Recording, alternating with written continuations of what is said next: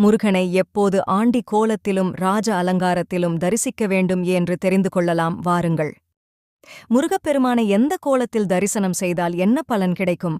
அவரின் ஆண்டி கோலம், ராஜ அலங்காரத்தின் தத்துவம் என்ன என்பதை பார்ப்போம்.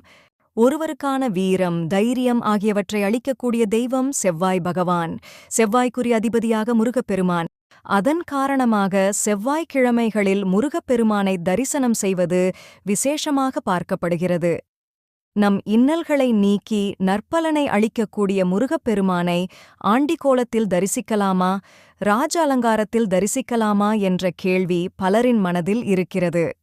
எப்போது முருகனின் அந்த அலங்காரங்களை தரிசிக்கலாம் என்பதை இங்கு பார்ப்போம். அனைத்தையும் துறந்த நிலை, ஞானத்தை விரும்பக்கூடிய நிலைதான் முருகனின் ஆண்டிக் கோலம். யாருக்கெல்லாம் தீராத பிரச்சனையும் தீரா நோயும் துரத்துகிறதோ அவர்கள் முருகனின் ஆண்டி கோலத்தை தரிசிப்பதால் பிரச்சனைகளிலிருந்து விடுபடலாம். அது மட்டுமில்லாமல் மனக்குழப்பத்தில் இருப்பவர்கள், பேச இயலாதவர்கள், மன சஞ்சலமுள்ளவர்கள், கோபத்தின் உச்சியிலேயே இருப்பவர்கள் உள்ளிட்டோர் இயல்பு நிலைக்குத் திரும்ப அவர்கள் சாத்வீக குணத்தை தரக்கூடிய, மனதிற்கு நிம்மதி அளிக்கும் ஆண்டி கோலத்தை தரிசனம் செய்வது அவசியம். புதிய வாழ்க்கையை தொடங்குபவர்கள், திருமணம் நடக்கும்போது, புதுமனை புகுவிழாவிற்கான முன்னேற்பாட்டின் போதும், கிருகப்பிரவேசத்தின் போதும், வீடு விற்பதற்கான செயலை தொடங்கும் போதும் அல்லது அதை விற்கும் போதும் நாம் ராஜ அலங்கார கோலத்தில் இருக்கும் முருகப்பெருமானை தரிசனம் செய்வது நல்லது. விளங்கும்படி கூற வேண்டுமானால், நம்மால் சமாளிக்கக்கூடிய பிரச்சனைகளை செய்யத் தொடங்கும்போது ராஜ அலங்காரத்தை தரிசிக்கலாம்.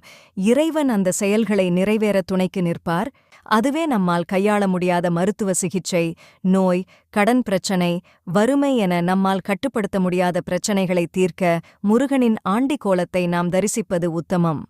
பொதுவாக முருகப்பெருமானின் எந்த ஒரு அலங்காரத்தை தரிசித்தாலும் நமக்கு ஞானத்தை தரக்கூடியவர்.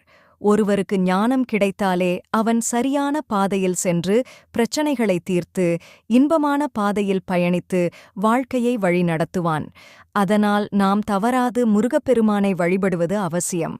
அவருக்குரிய கந்த சஷ்டி கவசம் உள்ளிட்ட பாடல்களைப் பாடி தரிசனம் செய்ய மனதைரியம் உண்டாகும்.